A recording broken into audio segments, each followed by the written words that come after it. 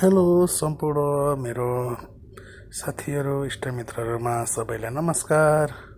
म चाहिँ आज यत्तिकै साँझको बेलामा यसो के भन्नु अब वाक भन्नु पर्यो है, साँझको बेला इभिनिङ वाक गर्दै आफू बस्ने कम्पनीको वरिपरितिर यत्तिकै घुम्दै छु।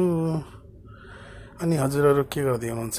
म बस्ने चाहिँ हाम्रो कम्पनीको बिल्डिङ ल नयाँ बिल्डिङ हाउस हो। अहिले हामी यतातिर छौँ। यस्तो छ मेरो कम्पनीको अपार्टमेन्टहरू, हजुरहरूले देख्न सक्नुहुन्छ। के गर्नु, अहिले चाहिँ वार चलेर खासै राम्ररी काम पनि चलेको छैन, कहिले काम कहिले सुताइ यस्तै गर्दै अनि दिनहरू कटाइरहेको छु।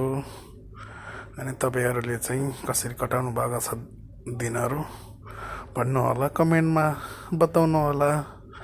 के गर्ने, खासै राम्रो बोल्न त आउन, त्यो पनि सबैलाई सम्झेको छु। Okay, by by.